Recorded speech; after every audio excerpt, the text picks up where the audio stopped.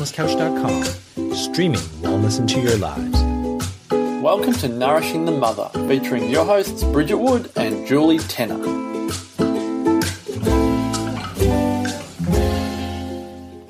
Hello and welcome to Nourishing the Mother. I'm Julie Tenner. And I'm Bridget Wood. And before we get into today's podcast, we would love to invite you to join our tribe on the website if you haven't yet.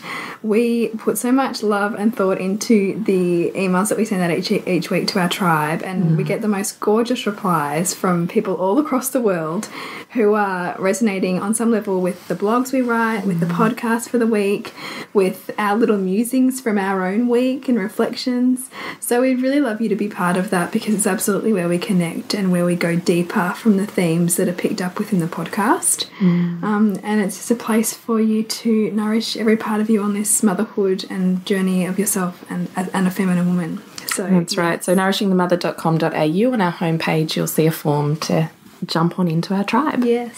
So today's podcast, Relationship as a Mirror, what is yours revealing to you? Now, we wondered sometimes if this was going to sound a bit cryptic. If you haven't listened to all of our previous podcasts, this is perhaps your first time jumping in. It might be a really foreign concept, like what does that even mean? It's quite abstract. So we might just start, because we're in our shadow week of our Loathing to Loving course at the moment, and it is definitely the biggest theme that is present this week, and particularly when it comes to relationship. And the closer that relationship is to you, the more challenging it is to sit with the mirror within that. So Bridget, do you want to give us a hash out on what the mirror actually means, and then we'll move kind of into relationship from there? Yeah, so the mirror is a term that was coined by Carl Jung, who was one of the fathers of psychology, and he took a view of psychology in relationship to consciousness. So he took a spiritual view of it. So he also really looks deeply at the shadow, which is another thing that we look at in our course this week particularly. And if you consider the mirror in relationship to consciousness, and consciousness being that everything is all one at the level of the soul, and that we are here in a human form to grow, and to grow means to learn to love more parts of ourselves. So that we can love more of the whole. That's it. That's it. Because if everything's whole, then there can't be anything but love to make up that whole. However, love is difficult to get our head around when we're triggered. So ultimately, in a human form, we're going to have things all around us that are helping us to grow more whole through integration. But you can only integrate things to the extent to which you make them you.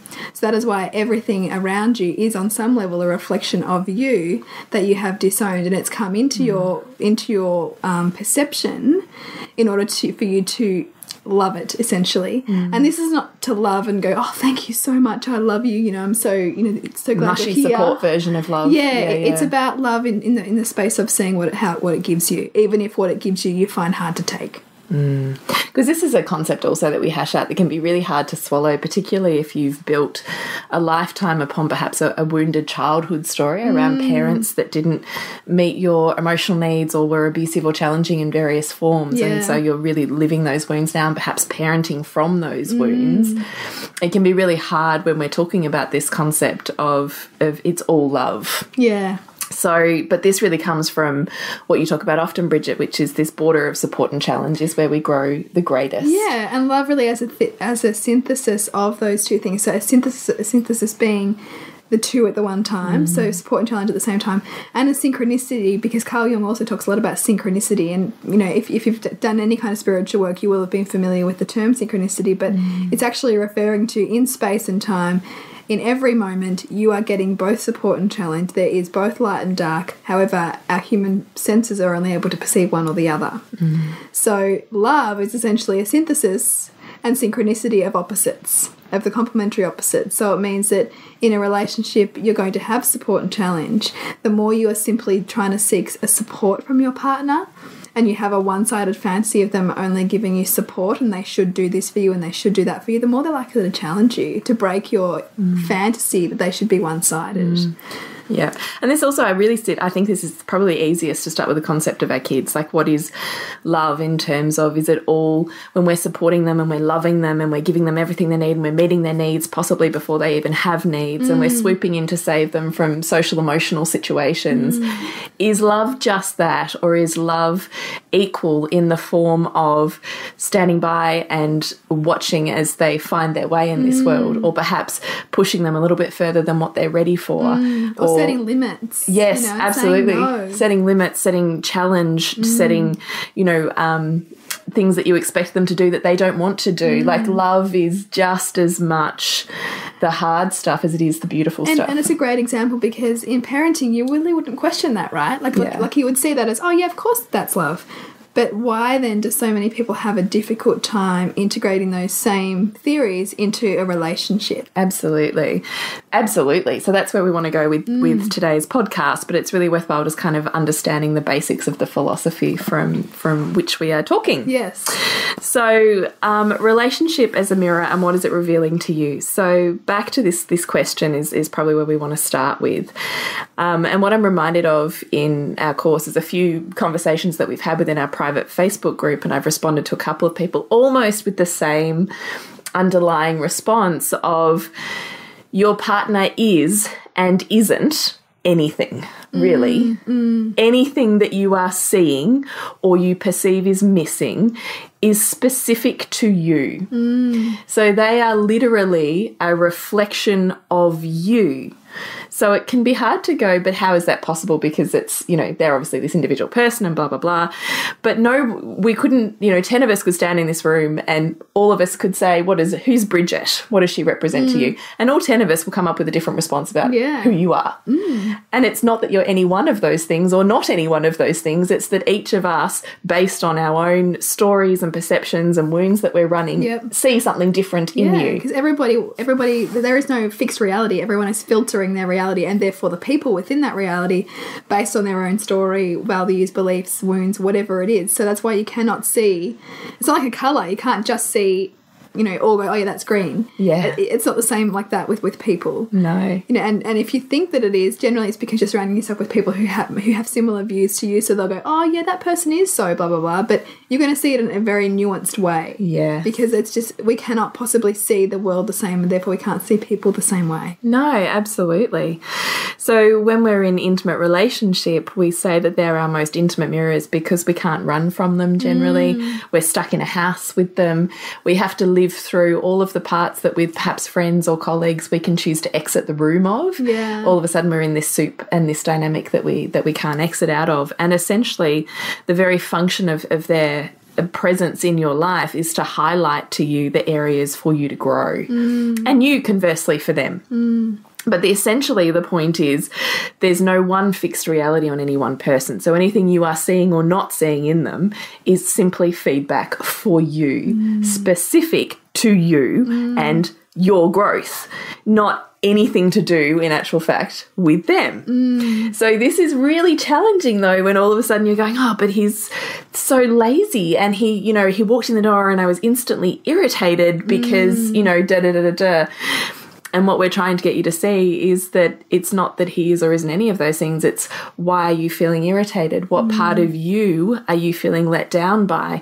Where are you not loving you enough? Where, it's taking the thing that you want to make their problem and reflecting it also back inwardly to what is the feedback and the message. And it's here. the concept of reflective awareness. So it's that idea of whatever I'm spotting in them, particularly in taking the things that are the most emotionally charged, the things that trigger you the most, and then figuring out why. Like, why do I find it so hard to see that in them? Why do I find that grates me so much? Where do I also display that same kind of behaviour or thing? It might not be in the same form as what they do it, and you might immediately go, oh no, I don't do that. No way, like, that's just him. It's just how he is. But also remember, that's also a story that you're likely stacking up evidence of within your mind that's true, but again, it's just one-sided. and potentially you've got lots of benefits out of that particular story that you're running on your partner, that they're a particular way. Just like any kind of label gets attached to a child and says a child is this, when in fact all of us are a spectrum of things. We're not one thing. And so in a relationship the same goes. You know, because I totally, and you and I have both done this on our own relationships. And the thing is, it's constantly evolving, right? It is. I mean, and the thing that you there's no enlightenment in relationship because you're constantly growing. Well, and you're constantly seeing more parts of yourself that you need to work, that you need to grow through. Yes. But it's very humbling when you can start to go, because I ran a massive story on my husband, like being lazy because he'd come home and, you know, lay on the couch all night. And I had to go, wow, okay, so I'm really feeling triggered by that. But why am I? Where do I do that? And where is he absolutely the opposite? You know, and I was like, oh, okay, yep, owned. You know, because it was very quick for me to be able to see that I was simply frustrated because at that particular time of the day I wanted him to be differently, you know, be different to me, be different with me, right? So I wanted him to engage that, and I was resentful that he was, in my view, lazy, but that was simply just him coming into his feminine after being in his masculine all day, and that was the time of day that he chose to do that, whereas that was the time of day that I wanted to go into another state with him, and so it was ribbing on my expectations. And so as soon as I could take a broader look at what the dynamic was like with us, I was able to have much more compassion for his needs and find a way to meet both of our needs. And so how did you do that exactly? Because that's pretty interesting. Yeah. Well, first of all, I looked at all of the times that I was feeling most bothered by it, and then started to look at, okay, what are the benefits to both of us that he is like that at that time of night, and then also where am I also displaying those same traits. Like I realised that he kind of goes pretty hard all day with his work and with his focus, whereas I kind of ebb and flow in like a bit of a wave kind of pattern in terms of my focus and my energy, and I like to take little breaks throughout my day to kind of regroup within myself. And so I realised that we were just on different kind of patterns within ourselves and how we find balance within ourselves. And then I was able to then say to him, look, I see that you're really wanting to rest in the evenings. You know, I'd love to choose like a night a week where you don't do that and we have a bit of time together. And he was totally receptive to that, and that's what we've now done. And, you know, we just work around that in a way that suits both of us. So do you find yourself getting irritated anymore? No. That's so interesting. Not at all. Because I've really accepted that that's what he needs to feel fulfilled, and that's what he needs to feel whole in himself. And if I was to project onto him how I think his night should be, that's not honouring what he needs. And also I know that by honouring his needs, he's more able to give to us. He's more able to provide in the way that he likes to provide. So it's really just, I think, a way to meet both of our needs in a way that's respectful to there not being any particular right way. It's just the way that we each prefer to live. But what was interesting was that you started that whole process with the mirror. Yeah. So you looked at, okay, instead of kind of rolling with this feeling of irritation, you've used the mirror to say, hang on a minute, I'm feeling triggered here. Also, first you've recognised that you are feeling triggered. So instead of moving into this, you know, cycle of snapping and being resentful and firing out and he's not meeting my needs, and you continue that story, you've removed yourself with enough awareness to go, okay, why am I feeling like this? Because it's my deal, right? So why am he's not making me feel like this. I'm feeling like this. Why is that? What is the feedback? Okay, and then owning it. And then in what is the feedback, you've looked at, okay, what need is he trying to get met here by lying on the couch, and why is that an issue for me? And how do I do exactly the same thing, not necessarily in the form of lying on the couch, but how do I do the same ebb and flow? Where is my lazy or my chill out or my tune out? And recognizing that there's patterns at play, and that in essence neither of you are different, right? You're both the same, just on a slightly different cycle. So as soon as you brought awareness to where he does show up with a huge amount of energy, it equilibrated then that he's always and never statements. And you realise that, again, that's another filter and perception of a story that, again, keeps you safe and has other benefits. And so you've busted all of that by simply asking yourself a narrow range of questions and really sitting with, what are his needs? What are my needs? And then you've come to him once you've done all of that internal work on yourself, and without any ferocity or fieriness, or you're not showing up for me and you're not meeting my needs and I need more of this. You've said, I get that you're really trying to do this with you. And I don't want you to change that. I just really need to do something that's going to shift this dynamic enough that we both get our needs met. I'm thinking maybe it might be this. What do you think about that? And he's gone, yeah, no worries. Yeah. And then all of a sudden, this whole situation is completely dissolved. I mean, it's extraordinary. Yeah.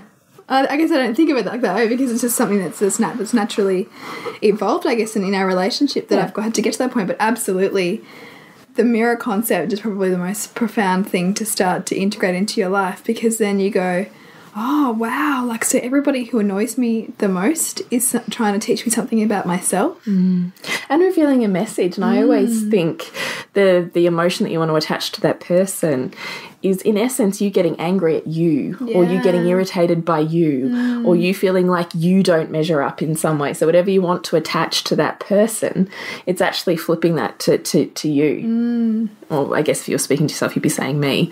So, you know, he's so irritating. I'm going, why am I so irritated with myself? Yeah. Yeah. You know? Yeah, or he's so annoying, or whatever it is. Yeah, he never shows me the verbal recognition that I need. Yeah. Where do I not verbally recognise myself? Or conversely, you know, if you feel like that they're providing beautifully to you, or that they're really caring for you, and you're saying to judge yourself that you don't do enough of that, then there's also part of yourself that you're not seeing in that regard as well. You know, if they're really a great provider, or if they're really looking after the kids really well, or if they're, you know, all of those. Because it's much the light as the shadow. Exactly. It's much of those two things. And then sometimes if you feel like you're not showing up in the same way, you could feel guilty. But that's also you minimising yourself, because you cannot see in them what's not already in you. So where are you displaying all of those same traits? And I would say to you to start with your top 3 values. So hopefully if you've listened to enough podcasts, you've kind of got the idea of values. Otherwise, jump into Loathing Loving and we spent a whole week nailing your values. So what's most important to you and defined by your life's voids and wounds and leading on to your soul purpose. So your 3 top values are things that are most important to you. You're looking for the areas of life in which you display those qualities. Because I guarantee the things you think you're not living up to will be in a different form within those top 3 values, right? Yeah, absolutely. So you think your husband's an amazing provider. Are you an amazing provider within your top 3 values? That might be career, that might be family, that might be health. Trying to think what else there is that is in our tribe. Personal development, relationship, community. These are sort of common themes that come up within our tribe. So where are you, those exact traits within those things that are most important to you? And you'll find them there. And it's enormously humbling when you start to do that, because not only do you expand your capacity to love others, like, you know, specifically this close relationship, but you expand your capacity to have reverence for yourself and start to realise just how magnificent you are. And it comes back to self-worth. Yeah. Yeah. That if you're waiting for someone else to validate you, essentially you're waiting for you to validate you, to show up and go, oh, I recognise you, babe, there you are, right? You know, as opposed to turning your head and thinking that they're non-existent. Here's a toolkit to get you to really start to recognise and therefore own and therefore embody those exact traits that you think you are absent, which in essence they're not. It's again a story that still serves, that keeps you where you are. But if you're really ready to break that story, then here's the way to start doing that, you know? And what about for people who are feeling like they're in a really volatile kind of relationship dynamic? And we've had a couple of examples of that. That can be even harder for someone to get their head around with the mirror. What would you suggest there? Look, I think it's a really deep and complex issue, this particular one, volatility in relationship, because it can go many ways, right? We can be talking about volatility emotionally, which can ultimately lead into physically, and there's a huge spectrum there in relationship. So I want to be careful in our discussion here that we're not making it too we need to make it broad for the topic here, but ultimately what's revealed in each of those relationships is very specific to that person's individual growth, and there is absolutely always gold to be mined, and whatever situation we find ourselves in, there is always wisdom for us there to grow through. But I guess in terms of a general concept, whenever I'm seeing relationships that are emotionally volatile in various ways, so lots of fighting and then lots of making love, and then they're passionate and then they're not, and you find, or you're flicking anger off, and you don't speak to them for 3 days, and then, oh no, you're okay, and you're giggling again. This sort of yo-yoing of emotion, I find that a really interesting dynamic, because I often think that's when we're really stuck in our inner child. We're really stuck in our previous wounds. We're really speaking from a wounded place. So we're reactionary. We're emotionally reactionary. We're defensive. There's very little vulnerability and softening. There's a lot of just hardness that's kind of flicking up. And no one wants to take ownership, because everyone wants to make it the other person's problem. Yeah. And when we're not willing to take ownership for our role within any dynamic, because we always have equal ownership in any dynamic that is going on, then that cycle continues. And I do think this is when it also does come back to mirror, and it's harder, right? I mean, our most intimate partnerships will reflect to us ultimately our most ugly parts.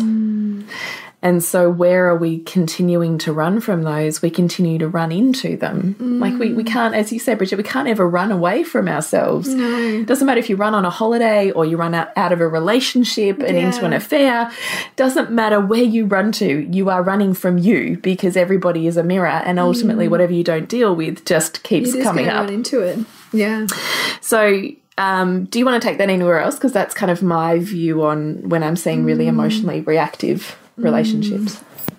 Yeah, I'd also add a bit around neuroscience too, that so much of our reactive tendencies and our kind of really triggered emotional stuff is as a result of our lower brain activity. So it's the reptilian part of the brain, which is largely the stuff that is coded in early childhood for us, and that we are continuing to play out those same patterns until we grow through them. So perhaps you had some childhood wounding around your own voice being heard, perhaps, and you felt unheard, and then you perceive now that your partner is not hearing you, but that's not actually right now. It's your partner in the form of perhaps your father back then who didn't listen, and you are kind of, it's like you're grabbing like the file from 1985 and you're just replaying that same file. And this is because we replay dynamics. We replay dynamics until we've mined the gold from them. Exactly. And so, I mean, that's also why, this idea too, some relationships end up mirroring your own relationships growing up, because there was something a dynamic that you found yourself in there that you sort of need to grow through. And your brain is sort of looking for things to fit that, looking for things to go, yep, that fits that. I'll just respond in that same way that I know. But you're being called into these continual conflicts now, because on some level your higher mind knows you need to grow through it, but yet unless you're gaining mastery over that animal-minded reactivity, you're going to continue hitting that roadblock. And this is why the concept of the mirror and saying to look at where you are, those things that your partner's displaying to you, can help you start to break that cycle, I suppose, within your own psyche that's pulling up those old patterns. Yeah, and I would also say have a look at the emotion that you are getting to vent in those situations. Yeah.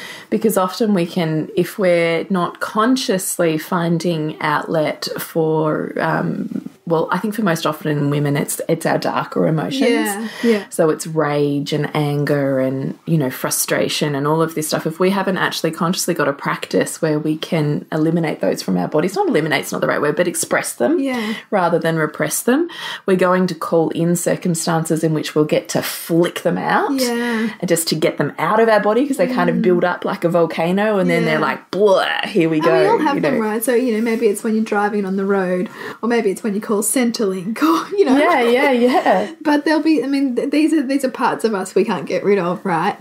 But it's also interesting to look at the benefit you're getting just from creating this volatile situation. Exactly. As well. And there are benefits. You get benefits in your physiology because it kind of kickstarts your whole body. That the energy of that going through your body is also can make you feel good. And how is that motivating? Does it actually all of a sudden you're so irritated you can't sit here and be with them? Are you getting up and doing things? Are you getting out and meeting friends? Like what is is this situation in itself, aside from even the mirror and the self-reflective process, what is this situation in its very creation serving you with? And sometimes it might also be like helping you bond with your friends. You know, if you can, you know, hate on your partner with your friends, is that helping you build a closer bond with them? Yeah. You know, there's an enormous ripple effects that we might not recognise as benefits.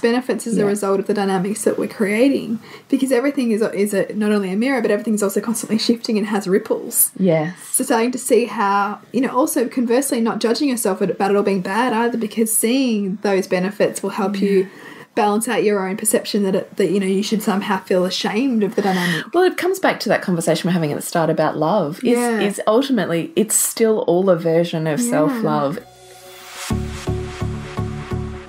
This has been a production of TheWellnessCouch.com. Check us out on Facebook and join in the conversation on Facebook.com/TheWellnessCouch. Subscribe to each show on iTunes and check us out on Twitter. The Wellness Couch, streaming wellness into your lives. Whilst the Wellness Couch presenter endeavor to provide accurate and helpful information to their listeners, these podcasts cannot take into account individual circumstances and are not intended to be a substitute for health and medical advice from a qualified health professional. You should always seek the advice of a qualified health professional before acting on any of the information provided by any of the Wellness Couch podcasts.